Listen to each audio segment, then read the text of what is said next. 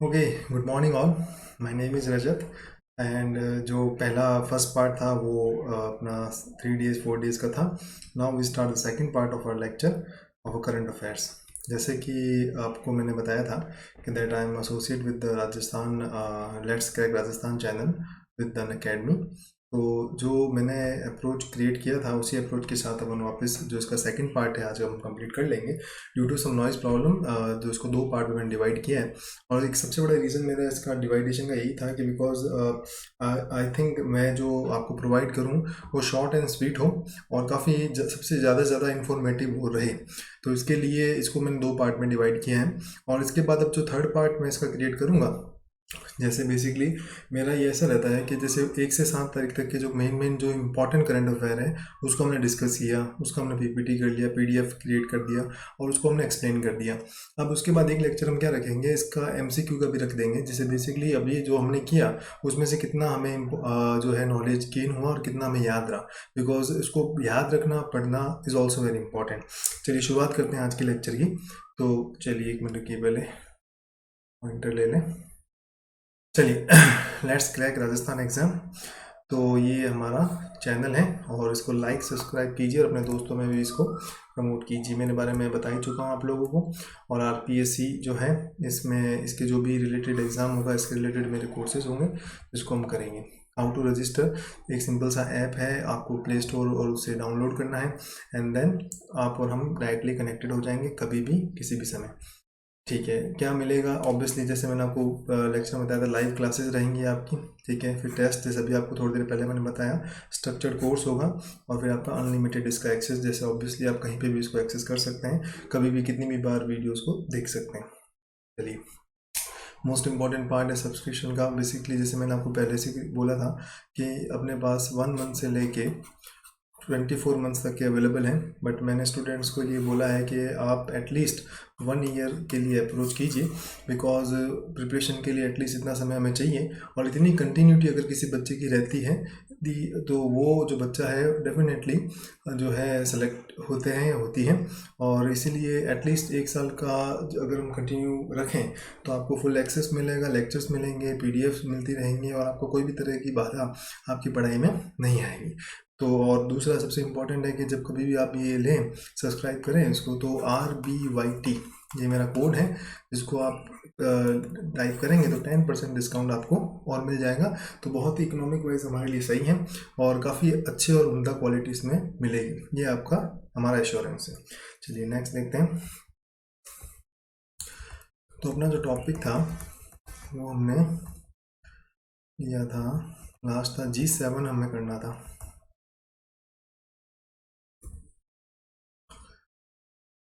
Okay जी, देखिए अभी जैसे रिसेंट में हमने एक चीज़ देखी है, डोनाल्ड ट्रंप जो हमारे यूएसए के प्रेसिडेंट हैं उन्होंने एक स्टेटमेंट दिया था कि G7 ग्रुप में इंडिया को भी क्या किया जाए, ऐड किया जाए।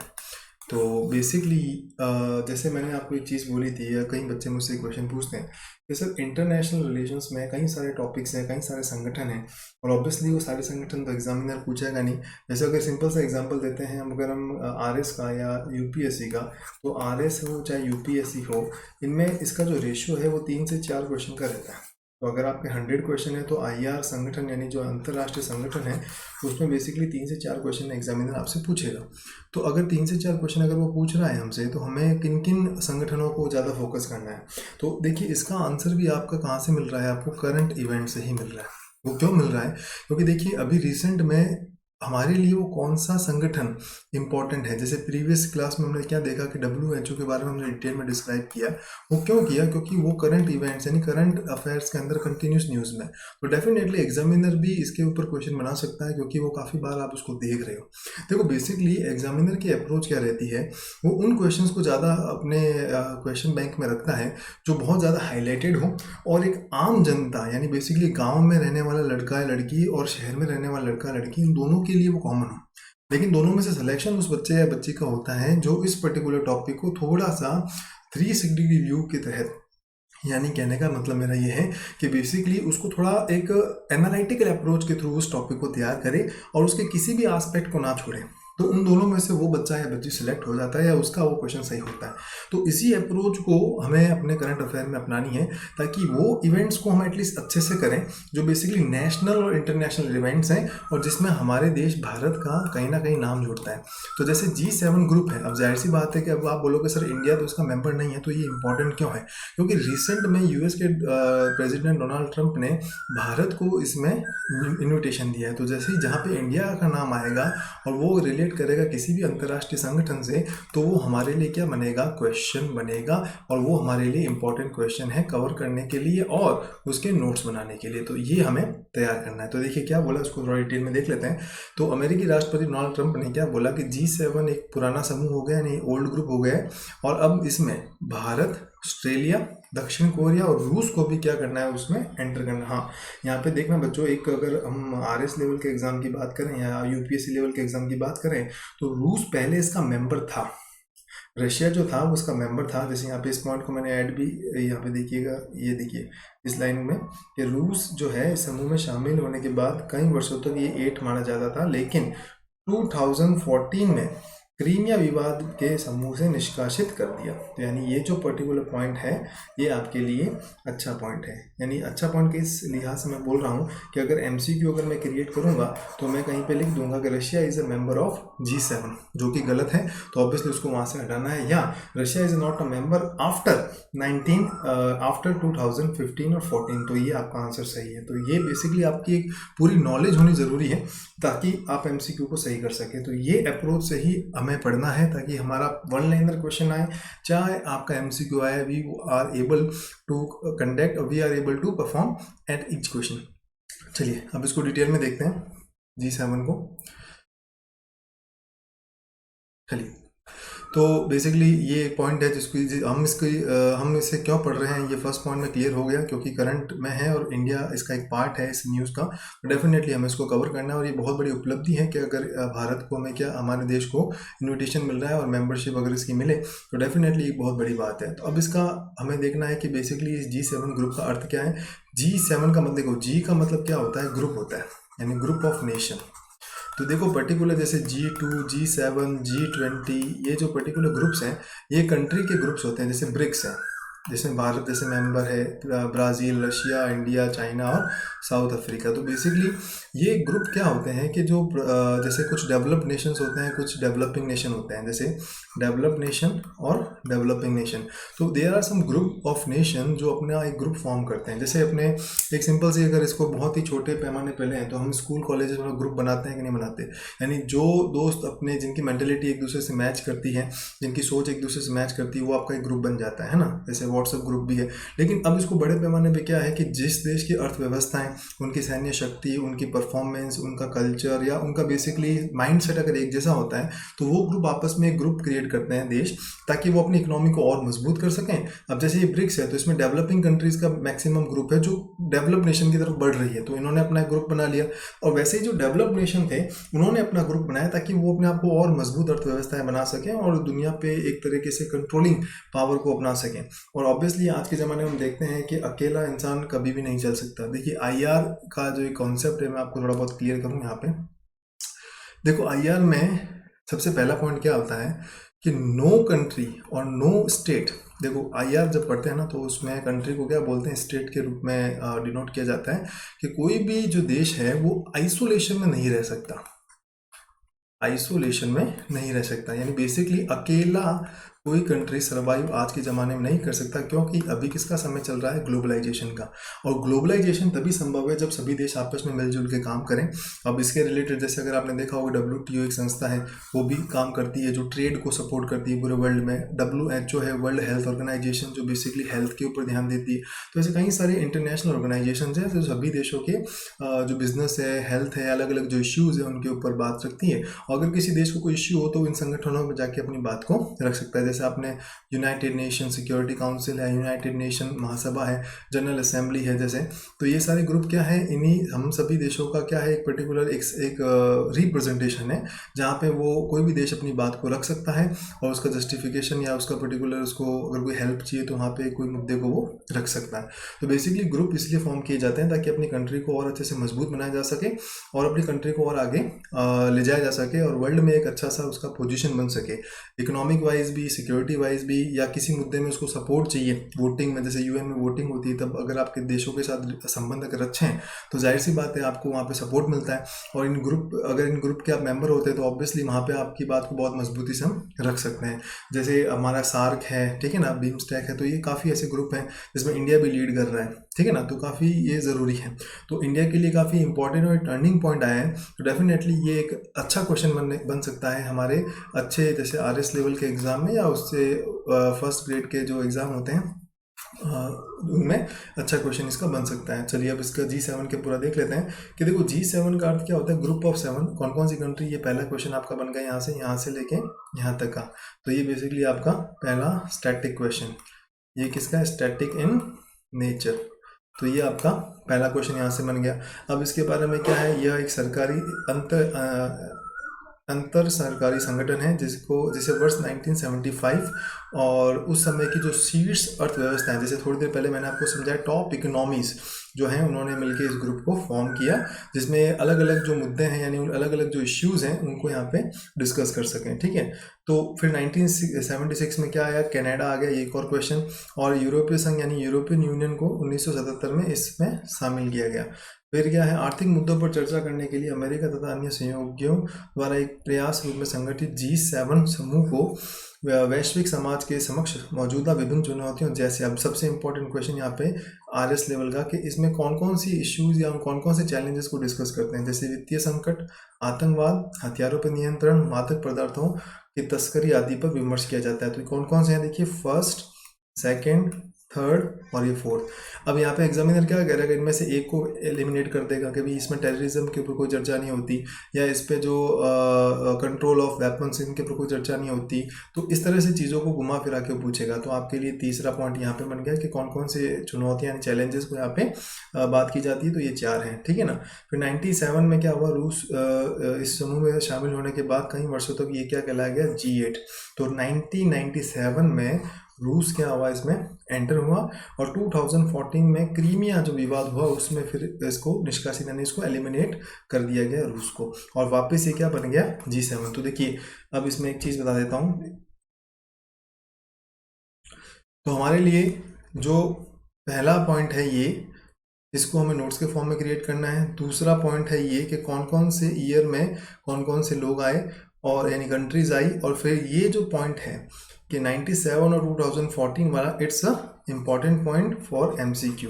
यहाँ पे एग्जामिनर आपसे डेटा के साथ खेल सकता है, यानी कब ये G7 से G8 कहलाया और कब ये वापस क्या बन गया, G7 ग्रुप बन गया, ठीक है ना, ये इंपॉर्टेंट है। G7 देशों के राष्ट्रीय अध्यक्ष वार्षिक शिखर सम्मेलन में मिलते हैं, यानी इसका मीटिंग क्या होती है, ईयरली मीटिंग होती है, एक इंपॉर्टेंट पॉइंट, जिसकी अध्यक्षता सदस्य देशों के नेताओं द्वारा रोटेशनल बेसिस पे, अगेन वेरी इंपॉर्टेंट पॉइंट, कि इसकी जो मेन जो अध्यक्षता होती है वो कैसे होते हैं, यानी रोटेशनल बेसिस पे होती है, यानी एक के बाद दूसरा, यानी कोई फिक्स इसमें वो अधिकारी नहीं होता, यानी उसका जो हेड नहीं होता, हमेशा रोटेशनल बेसिस पे इसको किया जाता है।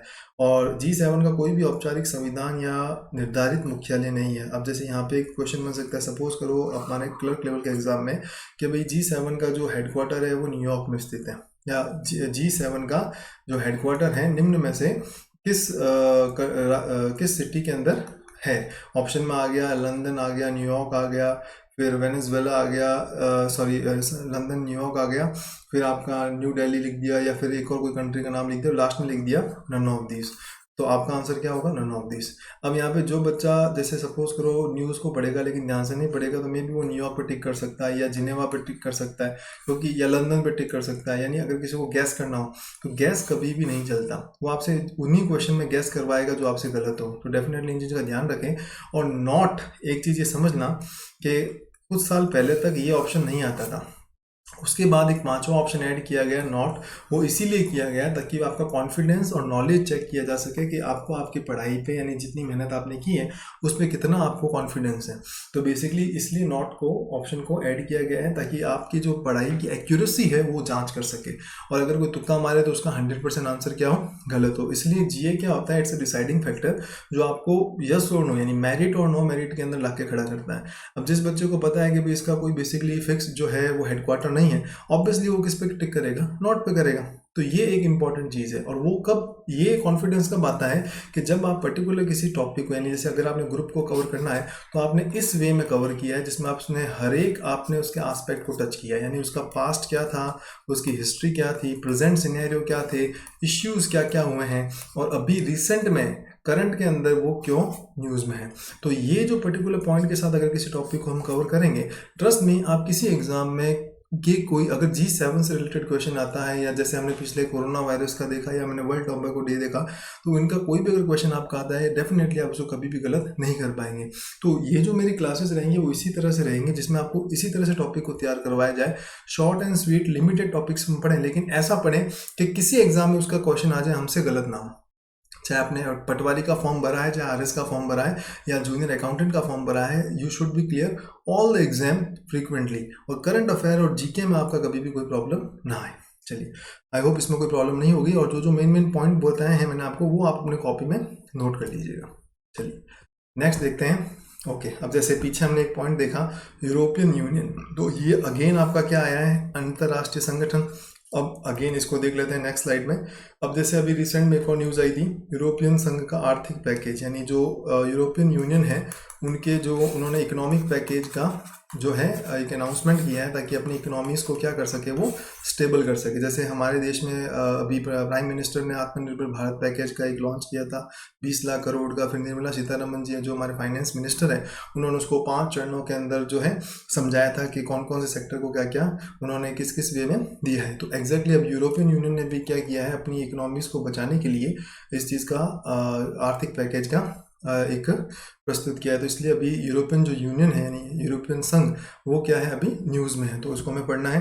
तो यूरोपियन यूनियन ने कोरोना वायरस यानी किससे रिलेटेड, कोरोना वायरस के संकट से प्रभावित अर्थव्यवस्थाओं को संचालित करने के लिए कितना, अब ये आपका क्या है, स्टैटिक डेटा जिसको आपको याद करना है, तो इसको आपको कॉपी में नोट करना है कितना, 750 मिलियन। ये डायरेक्ट क्वेश्चन आते हैं पेपर में कि भाई ईयू ने कितना पैकेज लॉन्च किया है, 740, 750, 720, 650 एंड नन ऑफ दिस। तो यहाँ पे आपका नॉलेज चेक होता है कि बेसिकली आपको कितना एग्जैक्ट नॉलेज है और कितने अच्छे से आपने इसका रिवीजन किया है। क्योंकि देखिए अभी जैसे ये लेक्चर चल रहा है आपको बहुत अच्छा लग रहा होगा, आपको याद भी हो रहा होगा, लेकिन 10 दिन बाद क्या याद रहेगा। इसके लिए इंपॉर्टेंट क्या है कि आप इनको अपने, जैसे मैं अभी बोल रहा हूँ, तो चीज़ों को अपने कॉपी में साथ साथ में लिखते जाइए ताकि आपके साथ साथ क्या है, लेक्चर के साथ साथ नोट्स बने, ठीक है ना। या दोबारा अगर कोई पॉइंट छूट गया है मेरी स्पीड से, या जो भी आपको कुछ काम आ गया हो, तो उसको वीडियो को दोबारा रिवाइंड करके देखिए और जो इंपॉर्टेंट पॉइंट है उसको लिखिए अपने नोट्स, अपने इस लेक्चर के साथ साथ मेरे कॉपी लेके इसको लिखिए ताकि आप अच्छे से रिवीजन कर सकें। तो बेसिकली ये पहला पॉइंट आया है इसके अंदर कि 750 जो है मिलियन यूरो का एक योजना का अनावरण किया है। अब यहाँ पे जैसे यूरोपियन का आर्थिक पैकेज यानी करंट में तो न्यूज़ यही थी, ठीक है, लेकिन अब हमें थोड़ा सा क्या देखना है, इसका 360 डिग्री व्यू देखना है।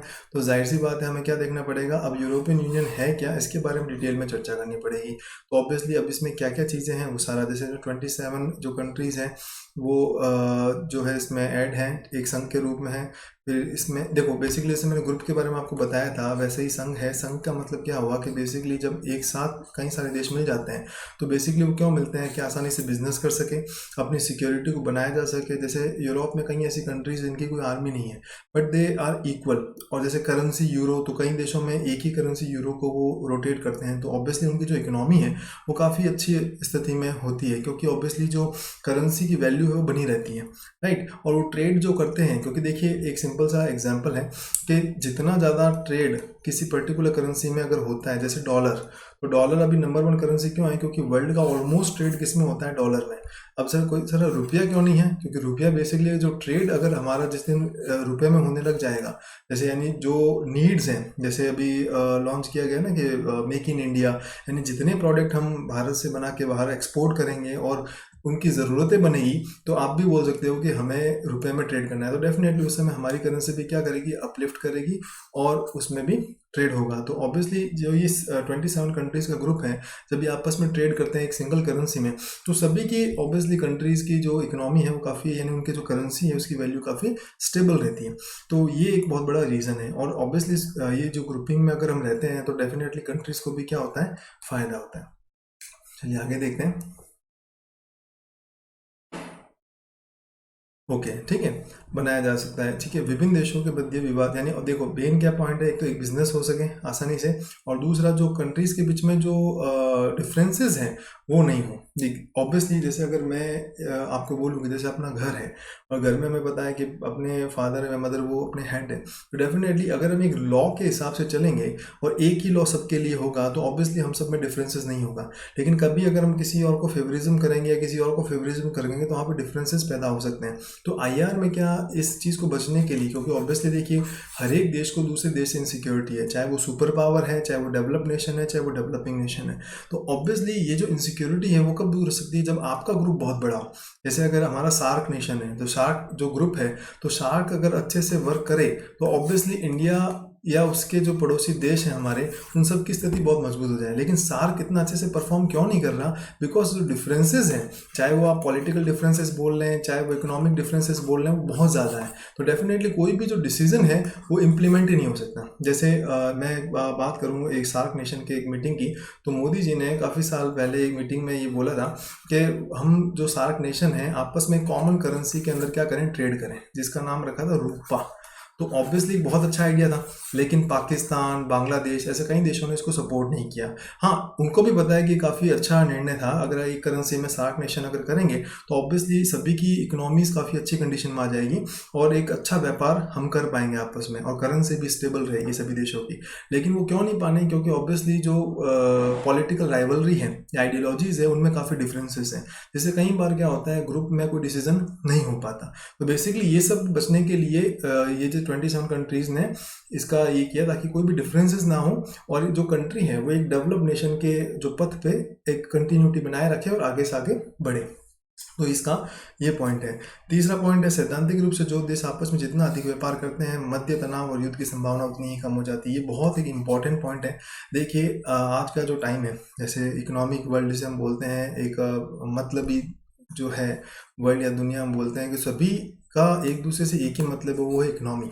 जैसे चाहे इंसान के ह्यूमन रिलेशंस ले लें, चाहे कंट्री के, चाहे ओवरऑल कोई भी रिलेशन हम देखें, तो इकोनॉमिक रिलेशन आपका जितना मजबूत होगा किसी के साथ, ऑब्वियसली आपका उसके मध्य तनाव या आप कॉम्प्रोमाइज़ भी कर लेंगे कुछ चीज़ों को लेके। क्यों? क्योंकि बिकॉज आपको उससे इकोनॉमिक फ़ायदा है। जैसे इंडिया और चाइना, तो ऑब्वियसली इंडिया और चाइना दोनों आपस में क्या है, बहुत ही ज़्यादा इकोनॉमी टाइप करते हैं। जैसे चाइना को इंडिया से ज़्यादा फ़ायदा है, क्यों? क्योंकि इसका 100 बिलियन से ज़्यादा का कारोबार है इंडिया का। इंडिया को कम है क्योंकि इंडिया का एक्सपोर्ट कम है चाइना के अंदर। तो डेफिनेटली यहाँ पे जो डेफिसिट है वो काफ़ी ज़्यादा हो गया है, 30% से ऊपर डेफिसिट अभी इंडिया झेल रहा है चाइना का। लेकिन चाइना इंडिया के लिए काफ़ी इंपॉर्टेंट है, क्योंकि इंडिया चाइना के लिए काफ़ी इंपॉर्टेंट क्यों? क्योंकि वो 100 बिलियन का कारोबार करता है ईयरली।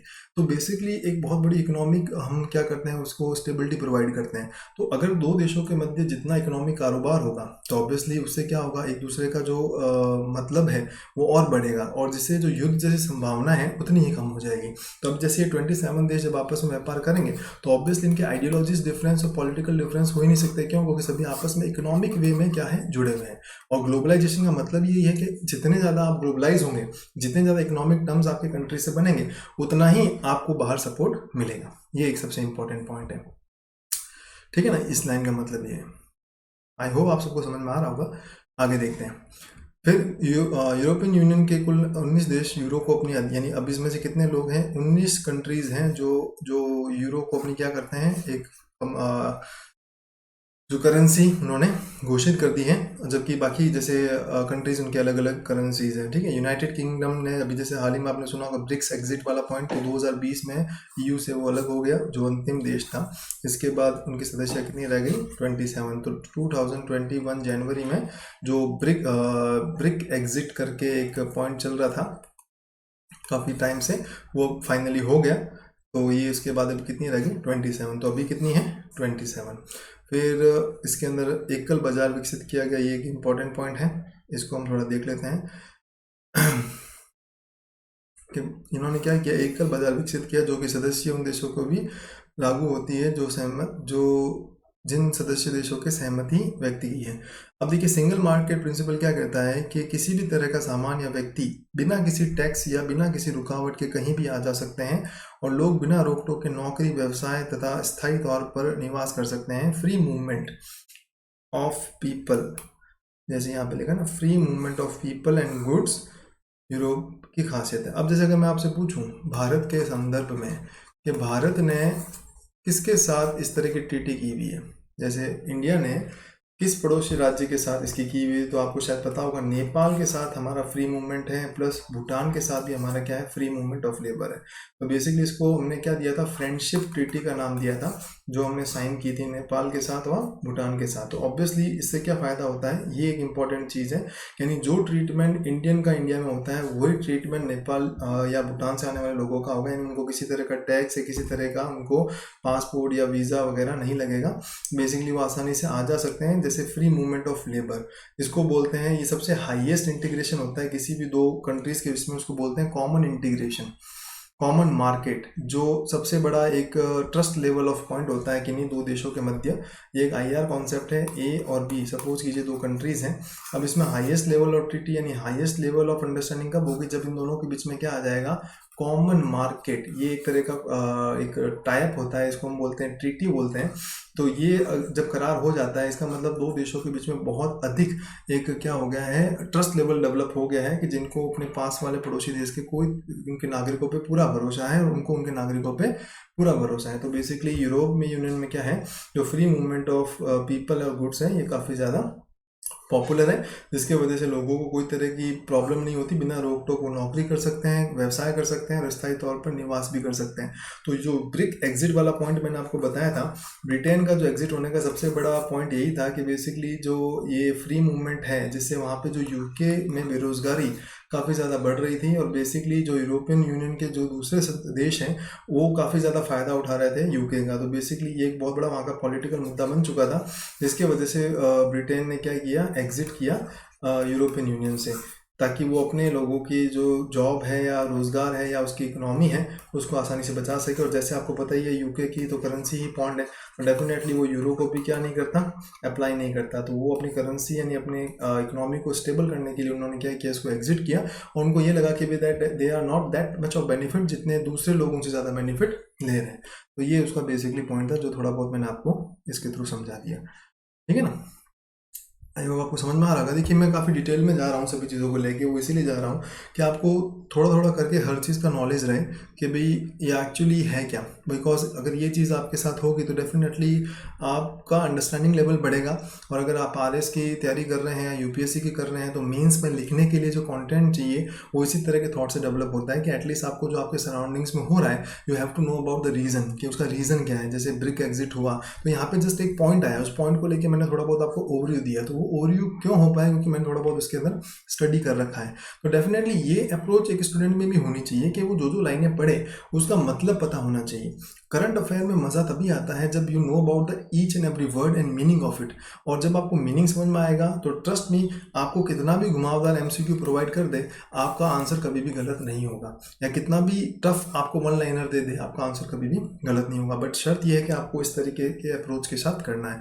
बस आप मेरे साथ जुड़े रहिए, डेफिनेटली हम इसी तरह से टॉपिक्स को करेंगे और सेलेक्टिव टॉपिक्स करेंगे जो एग्जाम से रिलेट करते हैं। वो मे बी एग्जाम में क्वेश्चन पूछें, उस एग्जामिनर के थॉट के ऊपर हम क्वेश्चन बनाएंगे ताकि आपको ये जो कंटेंट से मैक्सिमम फायदा हो सके, ठीक है ना। चलिए नेक्स्ट देखते हैं। चलिए अभी जैसे एक और रिसेंट न्यूज़ थी, यूनाइटेड नेशन कमांड। बेसिकली ये क्यों आया था, क्योंकि नॉर्थ कोरिया और साउथ कोरिया, नॉर्थ कोरिया आपको पता है अभी रिसेंट में किम जो के लिए काफ़ी ज़्यादा ये न्यूज़ में था, बीच में उसके मरने की भी खबर आ गई थी, ये काफ़ी चीज़ें इसके ऊपर बोला जा रहा था। और साउथ कोरिया जो इसका राइवल कंट्री है, तो दोनों के बीच में क्या हुआ कि बेसिकली जो युद्ध विराम की जो एक ट्रीटी थी जो यूनाइटेड नेशन कमांड के थ्रू होती है, जो बेसिकली उनको वायलेट करता हुआ पाया गया। तो इसके लिए अभी हाल ही में न्यूज़ में आया, देखते हैं क्या है। यूनाइटेड नेशन कमांड बहुराष्ट्रीय सैन्य बलों का एक एकीकृत कमान है। अब देखिए पहला यहाँ पे स्टैटिक क्वेश्चन आपके लिए आ गया था। इसकी स्थापना कब हुई थी? जून 1950 में संयुक्त राष्ट्र संघ यानी यूनाइटेड नेशन के आग्रह पर दक्षिण कोरिया पर उत्तर कोरिया के हमले को रोकने के लिए की गई थी। तो सबसे बड़ा रीज़न क्या था इसका बनने का? ये तो दो क्वेश्चन यहाँ पे बन गए। पहला, इसकी स्थापना कब हुई? जून 1950, इसको अपनी कॉपी में लिख लीजिए। और दूसरा, किसके आग्रह पे? यूनाइटेड नेशन के सजेशन पे। किस पर्पज से? दक्षिण कोरिया और उत्तर कोरिया, नॉर्थ कोरिया और साउथ कोरिया के जो वॉर लाइक सिचुएशन को लेके, ठीक है। फिर United nation security council UNSC ने इस कमांड के नेतृत्व के लिए अमेरिका का नाम सुझाया, यानी इसका जो हेड कौन करेगा? यूएसए। फिर 29 अगस्त 1950 को ब्रिटिश राष्ट्रमंडल की 27वीं ब्रिगेड सेना में शामिल हुई। अमेरिका, साउथ कोरिया गणतंत्र या दक्षिण कोरिया, ब्रिटेन के अतिरिक्त इस कमांड में Australia, Belgium, Canada, Colombia, Ethiopia, France, Greece, Luxembourg, Netherlands, New Zealand, Philippines, Thailand, तुर्की के सैनिकों ने अपना योगदान दिया। तो ये भी इम्पोर्टेंट है कौन कौन से लोग इसमें थे। लेकिन अभी इम्पोर्टेंट क्यों है? क्योंकि अभी रिसेंट में इस पर्टिकुलर कमांड ने इसको वायलेट होता पाया, इसलिए ये न्यूज़ में थी। तो ये आपके प्रीलिम्स के लिए या बेसिकली वन लाइनर क्वेश्चन के लिए एक इम्पोर्टेंट टॉपिक बन सकता है जून का। Third is also very very important recently, ये आपके साइंस और टेक से रिलेट करता है। बेसिकली टेक में ये पॉइंट रहता है। थर्ड का पूरा नाम क्या है? टर्मिनल। सबसे पहला क्वेश्चन यही, इसकी full form terminal high altitude area defence, जिसे विश्व की सर्वश्रेष्ठ मिसाइल रक्षा प्रणाली में गिना जाता है, ठीक है, one of the top most, तो इसलिए ये इंपॉर्टेंट है। थर्ड, अंतरिक्ष आधारित और जमीन आधारित निगरानी स्टेशन जुड़ा है। ये स्टेशन अपनी तरफ से आने वाली मिसाइलों के बारे में थर्ड इंटरसेप्टर मिसाइल को डेटा ट्रांसफर कर खतरे के प्रकार के बारे में सूचित करता है।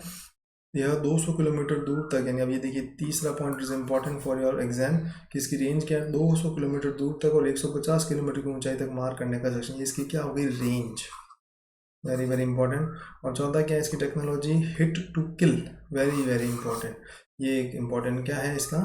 Hit to kill. ये इम्पॉर्टेंट है कि इसका बेसिकली टेक्नोलॉजी किस पे डिपेंड है? हिट टू किल, अर्थात सामने आ रहे हथियार को रोकती नहीं बल्कि उसको नष्ट कर देती है।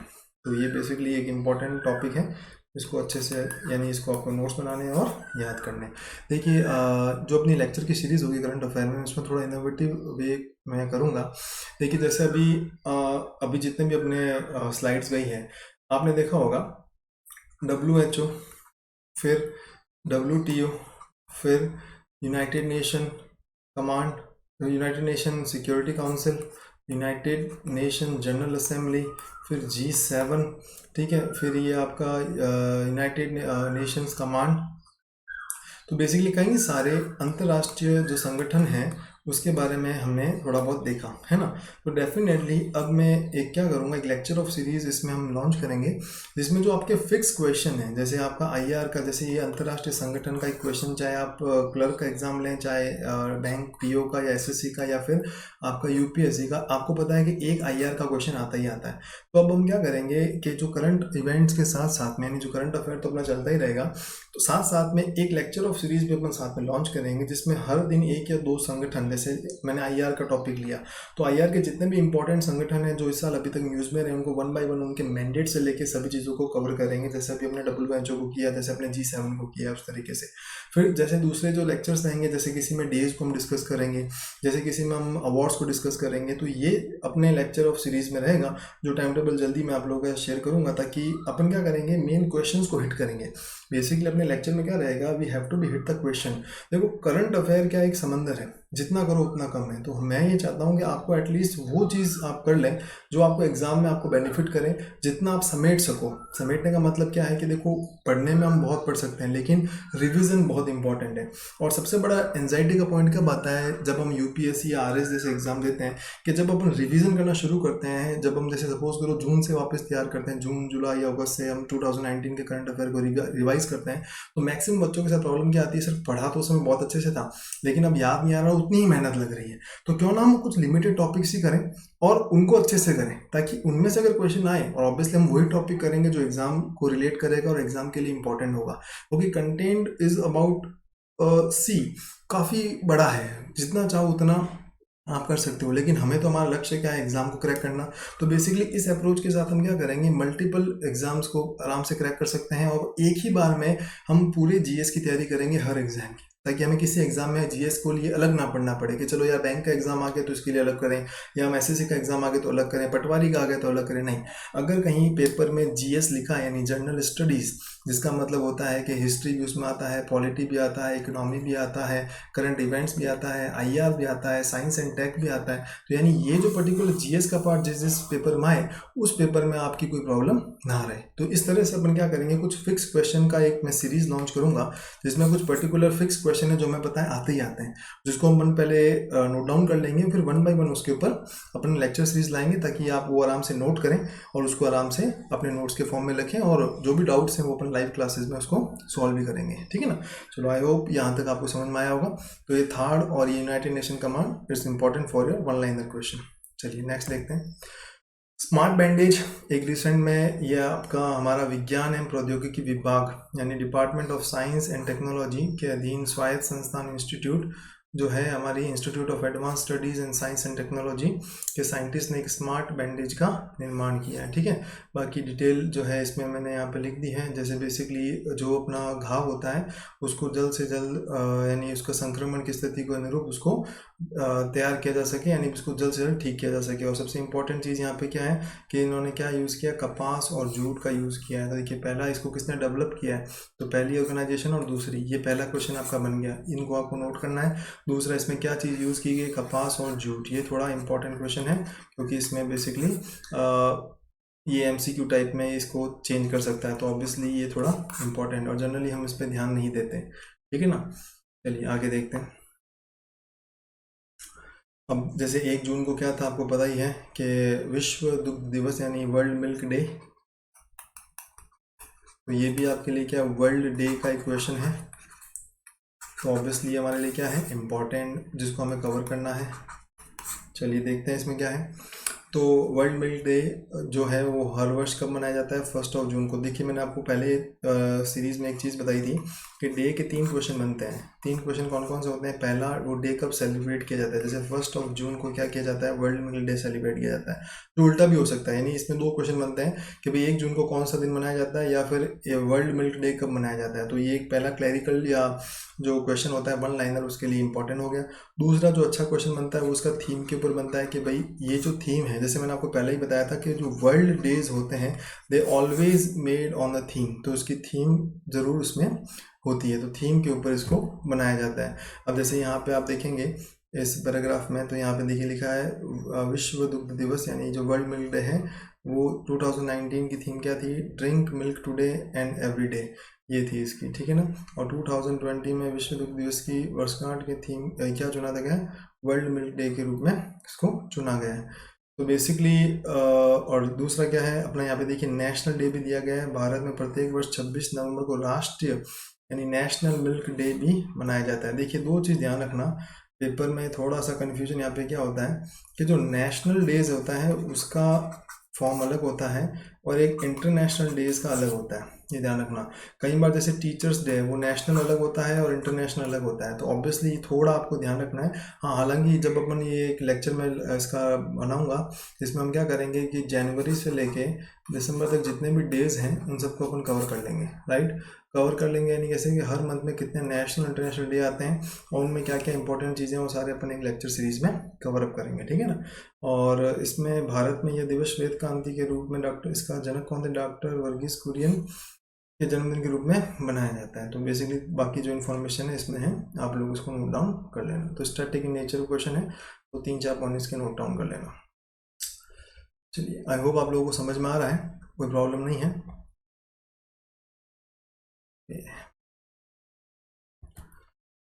वर्ल्ड इकोनॉमिक फोरम, ये अभी बहुत ही एक, ये भी क्या है इंटरनेशनल एक ऑर्गेनाइजेशंस है, इकोनॉमी से रिलेट करता है।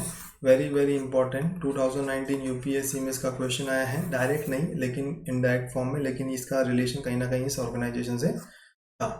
तो बेसिकली काफ़ी इंपॉर्टेंट है, तो वो हमें करनी ही है। तो इसलिए अभी न्यूज़ में क्या है पहले वो देख लेते हैं। वर्ल्ड इकोनॉमिक फोरम ने द ग्रेट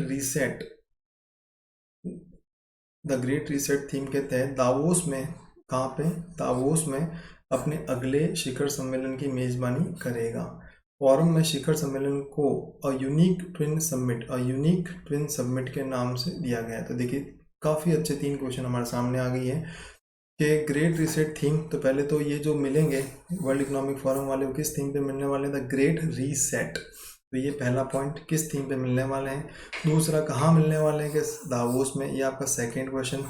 तीसरा भाई, ये जो शिखर फोरम है, ये सम्मेलन है, ये किस नाम, क्या नाम क्या दिया गया है? The unique twin summit, unique twin summit, ठीक है, ये दिया गया है। और विश्व आर्थिक मंच का ये कौन सा शिखर सम्मेलन है? 51वां शिखर सम्मेलन है। कभी भी ध्यान रखना, आजकल जो क्लैरिकल एग्जाम है वो भी काफ़ी टफ हो गए हैं। क्लैरिकल एग्जाम में इस तरह के जो न्यूमेरिक डेटा वाले क्वेश्चन हैं वो काफ़ी ज़्यादा में पूछे जाते हैं, ध्यान रखना। तो आपसे ये भी पूछ सकता है कि ये जो पर्टिकुलर सम्मेलन है वो कौन सा सम्मेलन है, 50, 55, 51 या 56 या 39। तो उसमें डायरेक्टली हम तुक्का नहीं मार सकते। जाहिर सी बात है, जिसको ये पता होगा ये 51 यानी 51वां जो है ये सम्मेलन है, तो वही उसको क्लिक कर पाएगा। तो ये चारों पॉइंट आपको इसमें नोट डाउन करना है। चलिए आगे देखते हैं और क्या है इसमें। तो बेसिकली इस सम्मेलन में विभिन्न वैश्विक नेताओं, नागरिक समाज और बहुहितधारकों को एकत्रित करेगा, ठीक है, आकर्षित करना, नेताओं की चर्चा और वर्चुअल हब उपलब्ध करवाना। फिर वर्ल्ड इकोनॉमिक फोरम एक अंतर्राष्ट्रीय संस्था है जिसकी स्थापना 1971 में क्लाउस जो श्वाब ने के द्वारा की गई थी। इसका मुख्यालय कहाँ है? ये एक और क्वेश्चन, स्विट्जरलैंड के जिनेवा में। और एक गैर लाभकारी संगठन है, संगठन अन्य अंतर्राष्ट्रीय संगठन मिलकर कार्य करता है। बेसिकली किसकी कंट्री की क्या पोजीशन है, इकोनॉमिक कंडीशन किसी की कंट्री की क्या है, उसको क्या सजेशन दिया जा सकता है, उसको कैसे ग्रो किया जा सकता है, करंट सिनेरियो क्या है, तो ये सारी चीज़ों पे ये जो फोरम है ये डिस्कस करता है और सजेस्ट भी करता है कंट्रीज़ को। कई सारी रिपोर्ट्स, ये ध्यान रखना, एक टॉपिक आएगा इसकी रिपोर्ट्स आती है, ठीक है, रैंकिंग आती है, तो कई सारी चीज़ें ये क्या करता है, रिलीज़ करता है for the developing and developed Nations, और उनकी स्थिति के बारे में दुनिया के सामने रखता है, ताकि जो इन्वेस्टर्स हैं वो बेसिकली, अब जैसे कई बच्चे मुझसे क्वेश्चन पूछते हैं कि सर ये बोलते हैं चलो ये रैंकिंग हम देते हैं इंडिया को या इसको, इसका क्या मतलब है? देखिए, जैसे आप कोई मूवी देखने जाते हैं तो हम हमेशा क्या, कई बार क्या, रेटिंग्स चेक करते हैं, है ना, कि भाई कैसी है मूवी। अपने दोस्त से ज़रूर पूछते हैं कि यार जाएँ क्या, क्योंकि आप क्या कर रहे हो, इन्वेस्ट कर रहे हो एक सिनेमा हॉल के अंदर 3 घंटे के साथ साथ कुछ मनी भी। तो ऑब्वियसली वो पैसा बर्बाद ना हो, तो ऑब्वियसली आप किसी की रेटिंग लेते हैं, किसी की सलाह ज़रूर लेते हैं। तो ऑब्वियसली किसी कंट्री के अंदर कुछ इन्वेस्टर जो है, नहीं बाहर के जो इन्वेस्टर्स हैं, इसको बोलते हैं फॉरेन डायरेक्ट इन्वेस्टमेंट, ठीक है, यानी कई लोग जो अपने देश में अलग अलग कंपनीज में या शेयर मार्केट में इन्वेस्टमेंट करते हैं, तो वो कब करेगा? जब उसको उसका रिटर्न मिलेगा, और रिटर्न मिलने की संभावना अगर अधिक होगी तो बेसिकली वो उस पर ज़्यादा इन्वेस्टमेंट करेगा। जैसे हमने देखा बेसिकली कि कुछ जैसे चुनाव होते हैं, चुनाव से पहले हमारा शेयर मार्केट अचानक से गिर गया था, और चुनाव के रिजल्ट आने के बाद अचानक से वापस बढ़ गया था। और अभी जैसे कोविड के अंदर हमने देखा कि शेयर मार्केट काफ़ी डाउनफॉल में चला गया। रीज़न बिकॉज इंडस्ट्रीज बंद थी, यानी जहाँ अब जैसे जैसे लॉकडाउन खुला है वैसे वैसे आप देखिए शेयर मार्केट की स्थिति, मार्केट की स्थिति बढ़ रही है। क्यों? बिकॉज वापस से लोग पैसा इन्वेस्ट कर रहे हैं। क्यों कर रहे हैं? क्योंकि अब कंट्री वापस रनिंग कंडीशन में आ रही है, उद्योग धंधे चल रहे हैं। तो basically it's about the cycle. तो ऑब्वियसली वो साइकिल को बताने के लिए किसी फॉरेन इन्वेस्टर के लिए क्या होता है, इस तरह के इकोनॉमिक फोरम या जैसे मूडी, जैसे अभी रिसेंट के अंदर आप देख रहे हो कि ये जो वर्ड है मूडी, वो कई बार आ रहा है, कई रेटिंग्स दे रहा है। जैसे यूरोपियन यूनियन कुछ ने दी, यूएसए को दी, इंडिया को दे रहा है, कई बार रेटिंग्स में गिरा, मतलब उसी कम कर रहा है, बढ़ा रहा है, जो भी है। तो बेसिकली जो इन्वेस्टर हैं वो इन रेटिंग्स को काफ़ी देते हैं। जैसे मूडी है, आपका स्टैंडर्ड एंड पुअर है, फिंच है, तो एक ऐसी कई रेटिंग एजेंसीज हैं जो बेसिकली कंट्रीज़ को रेट करती हैं उनके परफॉर्मेंस के आधार पे कि भाई कितना आपका पैसा सुरक्षित है। अगर आप इस कंट्री में कोई प्लांट डालते हैं या इस कंट्री के अंदर आप पर्टिकुलर कोई इन्वेस्टमेंट कर रहे हैं तो कितना अच्छा रिटर्न आपको मिलेगा।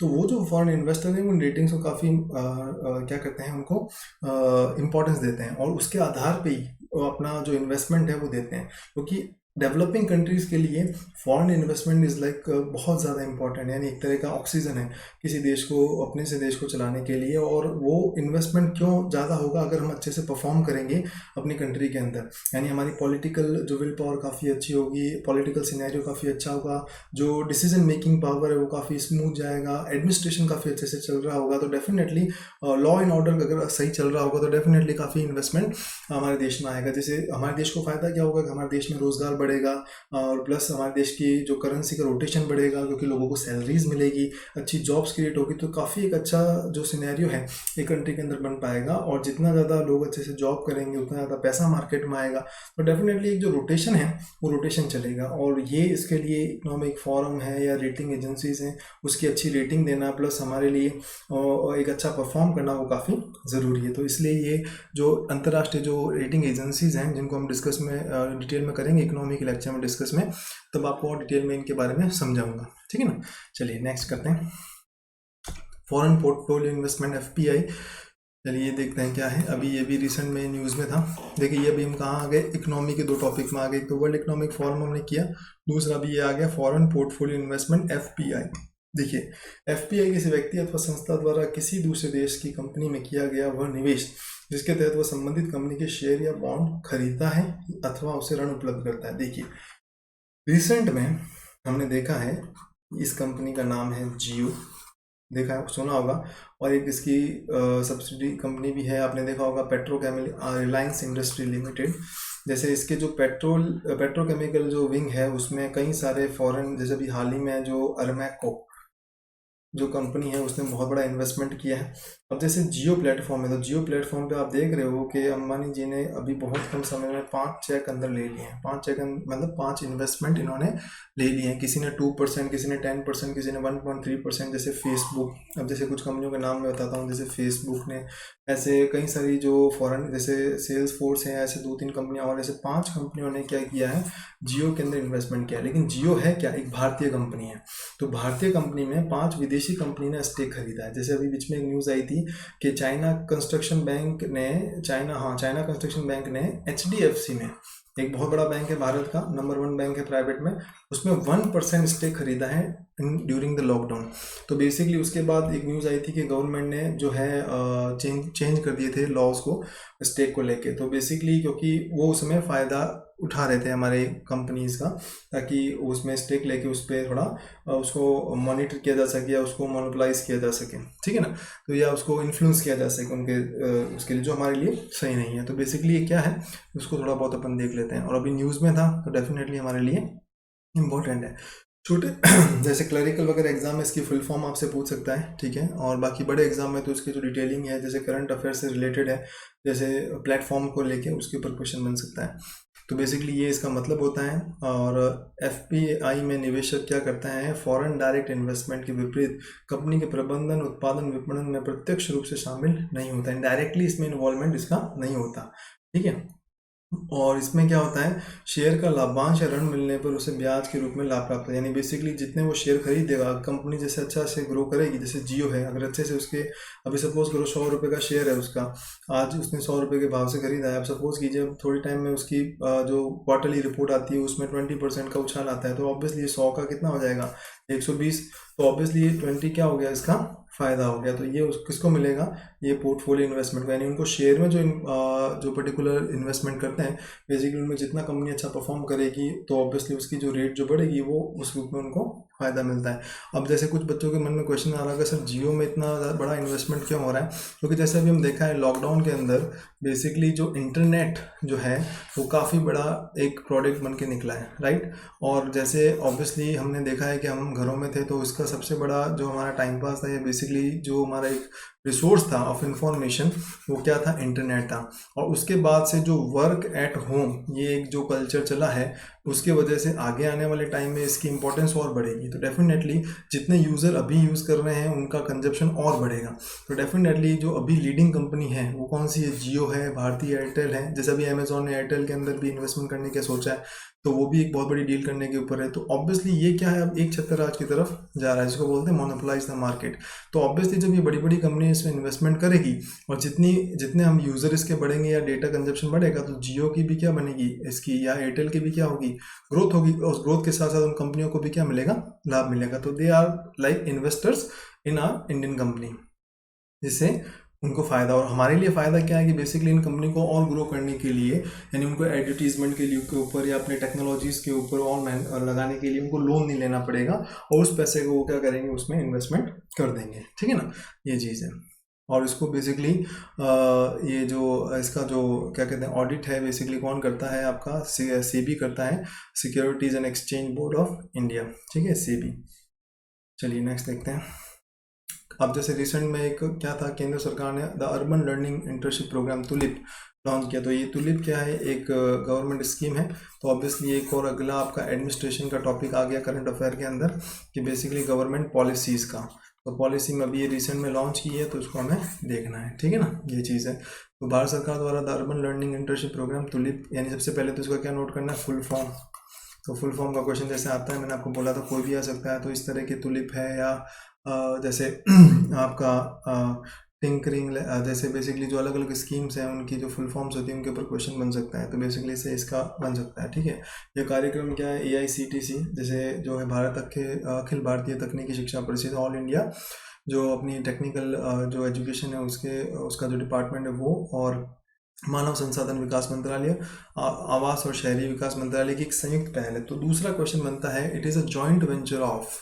कई बार क्वेश्चन बन सकता है कि ये किस किस मंत्रालय का जॉइंट वेंचर है। तो इसमें किसी एक को वो रिमूव कर सकता है, दो को ऐड कर सकता है। तो यहाँ हमें पता होना चाहिए कौन कौन है इसके अंदर। AICTC है, फिर हमारा HRD मिनिस्ट्री है, और हमारा आवास और शहरी विकास मंत्रालय है, ठीक है। और इसका एम क्या है, शहरी स्थानीय निकाय यानी अर्बन लोकल बॉडीज और स्मार्ट शहरों में नए को स्नातकों को प्रशिक्षण यानी बेसिकली ट्रेनिंग प्रोग्राम प्रोवाइड करना। अब इसमें एक क्वेश्चन क्या हो सकता है कि इसके मंत्री कौन है, हरदीप सिंह पुरी हैं, और मानव संसाधन विकास मंत्री रमेश पोखरियाल निशंक, और इसके अध्यक्ष कौन है, अनिल डी सहस्त्रबुद्धे। तो ये बेसिकली इसके हेड है। तो ये स्टैटिक क्वेश्चन के फॉर्म में आ सकता है, तो इसको नोट डाउन कर लीजिएगा। चलिए नेक्स्ट देखते हैं। One of the very very important question of state policy. अब देखिए, कुछ बच्चे बोलेंगे सर यहाँ पे आपने केरला को क्यों चूज़ किया, हम तो सर RS देने वाले हैं या राजस्थान के रिलेटेड एग्जाम होगा। तो बिल्कुल, लेकिन अगर किसी स्टेट ने ऐसा कुछ काम किया हो, उसके एडमिनिस्ट्रेशन ने, जो पूरे नेशनल वाइड पहला ऐसा कोई स्टेट बना हो, जैसे राजस्थान की अगर मैं बात करूं तो हमें पता है कि मॉब लिंचिंग पे लॉ बनाने वाला राजस्थान क्या बना, पहला स्टेट बना। तो ये ऑब्वियसली हमारे लिए क्या बनेगा, एक इंपॉर्टेंट क्वेश्चन हमारे लिए भी बनेगा, लेकिन पूरे नेशन वाइज वो क्वेश्चन बनेगा। क्यों? क्योंकि राजस्थान जो है वो पहला स्टेट बना कि किसी ने मॉब लिंचिंग के ऊपर एक लॉ बनाया। तो डेफिनेटली वो पहला करने वाला कौन था, राजस्थान। तो डेफिनेटली अब ये स्टेट न्यूज़ नहीं रही, ये स्टेट पॉलिसी नहीं रही, ये अब नेशनल वाइज न्यूज़ बन गई। इसके बाद तो कई लोगों ने या कई स्टेट ने किया होगा। इट इज़ दरअसल इंपॉर्टेंट, पहली बार जो करेगा इट इज़ वेरी इंपॉर्टेंट। अब जैसे केरल ने क्या किया है, केरला की जो स्टेट गवर्नमेंट है उसने Kerala fibre optic network, Kerala fibre optic network यानी के फॉन परियोजना, यानी इस पॉलिसी को क्या किया गया है, यानी ब्रॉडबैंड परियोजना घोषित की गई है। इसमें क्या होगा कि जो गरीबी रेखा से जो नीचे रहने वाले लोग हैं उनको मुफ्त हाई स्पीड इंटरनेट क्या मिलेगा, मुफ्त हाई स्पीड इंटरनेट मिलेगा। और इस तरह केरल गरीब लोगों को मुफ्त हाई स्पीड ब्रॉडबैंड प्रदान करने वाला क्या बन गया, फर्स्ट स्टेट बन गया। तो ये हमारे लिए क्या है, important. Who is the first state to provide poor to free broadband, Kerala. तो यहाँ पे आपका ऑप्शन बन सकता है केरल, राजस्थान, मध्य प्रदेश, झारखंड, कोई भी। और इसमें इसका जो खर्चा है कितना लगेगा, 1500 करोड़ रुपए, और दिसंबर 2020 में शुरू होने वाला है, संभावना है इसमें। तो यहाँ पे कुछ क्वेश्चन है इसके, मुख्यमंत्री, राज्यपाल और राजधानी। चलिए नेक्स्ट देखते हैं। अच्छा, ये अगेन एक इम्पॉर्टेंट क्वेश्चन WTO से रिलेटेड। मैंने आपको पहले ही बताया था WTO कुछ समय पहले जो स्लाइड चली थी उसमें हमने इसके बारे में थोड़ा बहुत डिस्कस किया था, वर्ल्ड ट्रेड ऑर्गेनाइजेशन। तो ये एक स्टैटिक क्वेश्चन है, वो क्या है, एक यानी इसको अपॉइंटमेंट क्वेश्चन बोलते हैं। तो भारत में जो ब्रिजेंद्र नवनीत को विश्व व्यापार संगठन में भारत द्वारा नया राजदूत बनाया गया है। तो जो हमारे बैंक के पेपर होते हैं, बैंक एग्जाम के या आपके RRB के जो एग्जाम होते हैं, उसमें इस तरह के जो नए जो कोई नियुक्त होता है, बेसिकली जैसे उसको न्यू ज्वाइनिंग बोलते हैं, उसके ऊपर क्वेश्चन वो पूछ सकता है, ठीक है ना। तो ये बेसिकली इनके बारे में इंफॉर्मेशन है, ठीक है। और इसके अलावा हाँ, इसका जो मुख्य यही आपके लिए इम्पोर्टेंट है, एग्जाम के लिए 3 पॉइंट वो क्या है वो देख लीजिए। विश्व व्यापार संगठन WTO का जो मुख्यालय वो कहाँ है, जिनेवा स्विट्जरलैंड। फिर इसके सदस्य कितने 164 और इसकी स्थापना कब हुई थी 1 जनवरी 1995। अब देखिए थोड़ा बहुत WTO के बारे में डिस्कस कर लेते हैं कि WTO है क्या। देखिए WTO क्या होता है, वर्ल्ड ट्रेड ऑर्गेनाइजेशन। ये बेसिकली जो देशों के बीच में जो ट्रेड होता है, यानी सपोज कीजिए WTO यानी ये 2 देश हैं A और B, ये आपस में, जैसे ये इंडिया है और ये चाइना है, तो बेसिकली आपस में क्या करते हैं, ट्रीटी के तहत ट्रेड करते हैं। जैसे कई बार क्या होता है, टैरिफ, आपने नाम सुना होगा, टैरिफ क्या बोलते हैं, एक अतिरिक्त कर, यानी टैक्स ऑन टैक्स इसे हम बोलते हैं। टैक्स तो लग ही रहा है, लेकिन किसी देश के व्यापार को अपने देश में कम करने के लिए एक पर्टिकुलर देश क्या करता है, उस देश के प्रोडक्ट के ऊपर, कुछ पर्टिकुलर प्रोडक्ट के ऊपर क्या लगाता है, टैरिफ को इम्पोज करता है। तो टैरिफ क्या होता है कि उस सामने वाले कंट्री की जो इनकम है उससे कम हो जाती है, और जिससे जो पर्टिकुलर कंट्री है उसकी इनकम बढ़ जाती है, यानी उसका जो लोकल मार्केट है वो बचा सकता है। अब जैसे रिसेंट में आपने देखा होगा कि एक बहुत बड़ा इश्यू हुआ था, वो हुआ था USA और चाइना के बीच में। यहाँ पे मैं लिखता हूँ, देखिए USA और चाइना के बीच में क्या हुआ था कि USA ने चाइना के ऊपर क्या लगवा दिया था, 20% टैरिफ इम्पोज किया था उसके प्रोडक्ट को लेके, और चाइना ने इसका इम्पोज किया था WTO में कि इट्स अनकॉन्स्टिट्यूशनल, और ये सही नहीं है कि इतना प्रोडक्ट पे हमारे लगाने से हमारा जो बिजनेस है वो काफ़ी ज़्यादा खराब होगा। तो बेसिकली यहाँ पे WTO ने, अगर कोई और कंट्री करता तो कुछ ना कुछ वो एक्शन नहीं लेता, लेकिन WTO ने USA को कुछ नहीं बोला, ज़्यादा इतना कुछ इस पर एक्शन नहीं लिया, क्योंकि बेसिकली USA ने क्या बोला कि we are using the law of protectionism. अब ये क्या होता है सर, ये बेसिकली IR कॉन्सेप्ट होता है, जिसमें एक पर्टिकुलर कंट्री अपने देश के जो लोकल मार्केट को बचाने के लिए क्या करती है, टैरिफ को इम्पोज करती है, अदरवाइज उसकी इकोनॉमी खराब हो सकती है। तो इसके डर को बचाने के लिए कोई भी कंट्री कितना भी टैरिफ इम्पोज कर सकती है, if is using the law of protectionism. वो अपने लोकल मार्केट को क्या करना चाहती है, प्रोटेक्ट करना चाहती है। लेकिन in the world of globalisation ये बहुत ही ज़्यादा खतरनाक है, क्योंकि ऑब्वियसली चाइना है जो क्या है, एक डेवलपिंग नेशन है, जैसे इंडिया है, तो इंडिया भी एक डेवलपिंग नेशन है। अगर उसके ऊपर अगर इम्पोज लगाया जाएगा तो वो कभी भी डेवलप नेशन नहीं बन सकता। क्यों? क्योंकि अब वो डेवलप होने के लिए तैयार हुआ है और वो अपने प्रोडक्ट को क्या कर रहा है, एक्सपोर्ट कर रहा है। अगर ये एक्सपोर्ट कम हो जाएगा, यानी कहने का मतलब क्या हुआ कि अभी हमारा प्रोडक्ट वो क्यों खरीदे, जैसे IT इंडस्ट्री, जैसे मैं अपने इंडिया के लिए एग्जाम्पल के तौर पर बताता हूँ, अपनी IT जो इंडस्ट्री है उसको अमेरिका से खूब सारा काम मिलता है। वो काम क्यों मिलता है, बिकॉज हमारे जो IT इंडस्ट्री है वो बेसिकली आउटसोर्स करती है लेबर्स को, चीप यानी टेक्निकल लेबर्स को, स्किल्ड लेबर को, जो बहुत ही कम सैलरी में क्या करते हैं, वहाँ पे वर्क करते हैं, और वो वहाँ से पैसे को क्या करते हैं, इंडिया में भेजते हैं। तो हमारी जो IT इंडस्ट्री काफ़ी अच्छे से फल फूल रही है। अगर जैसे सपोज करो बीच में एक H1 जो वीज़ा वाला जो इश्यू हुआ था, जिसमें बेसिकली अगर इसको बहुत ज़्यादा लॉस हुआ था IT कंपनी जो, क्यों? क्योंकि अब जो स्किल्ड लेबर है वो फ्रीक्वेंटली ट्रैवल नहीं कर पाएगी, और हमारी जो बड़ी बड़ी कंपनियां जैसे TCS है, इन्फोसिस है या विप्रो है, उनका 80 से 90% जो वर्क है या उसका जो रेवेन्यू है वो इसी से आता है। यानी हमारी जो IT इंडस्ट्री है वो पूरे वर्ल्ड में फैली हुई है, अपने आउटसोर्स करती है स्किल्ड लेबर को, और उनसे बहुत ही चीप में काम करते हैं हम वहाँ जाके, अच्छा, और वो हमें डॉलर के फॉर्म में पैसा देते हैं। तो बेसिकली इसलिए हमारी IT इंडस्ट्री काफ़ी ज़्यादा फल फूल रही है। लेकिन सपोज करो अगर USA उसके ऊपर टैरिफ इम्पोज कर देगा तो डेफिनेटली हमारी IT इंडस्ट्री को क्या होगा, लॉस होगा, काम कम मिलेगा और जॉब लॉसेस होगा। अब ये वो क्यों ना करे, वो इसलिए ना करे क्योंकि हम क्या है, डेवलपिंग नेशन, और अब हमें डेवलप होने के लिए किसका सहारा चाहिए, डेवलप नेशन का।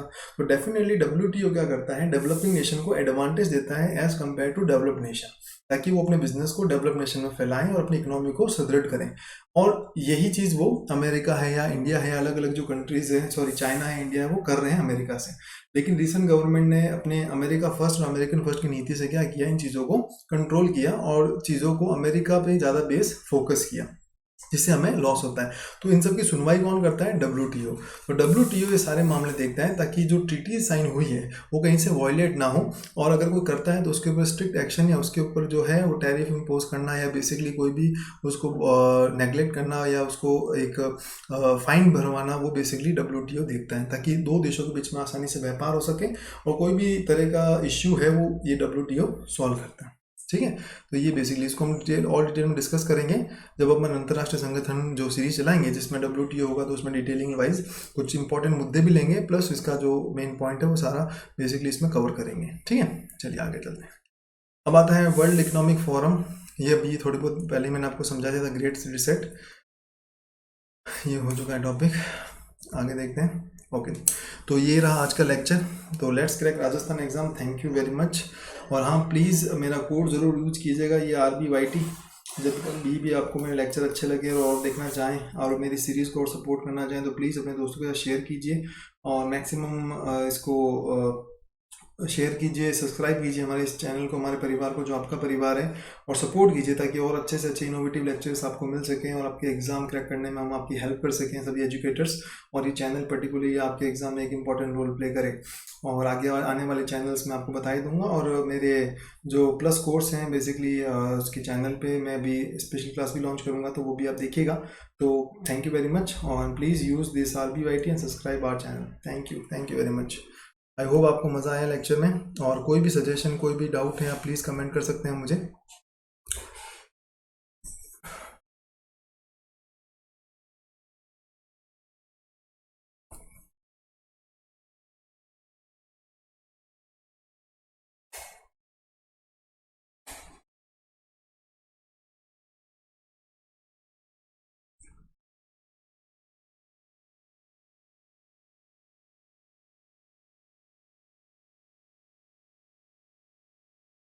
If you have okay then जो भी आपके डाउट्स हैं प्लीज़ आप मुझे बताइएगा और जितना जल्दी हो सके मैं उसको रिप्लाई करूँगा।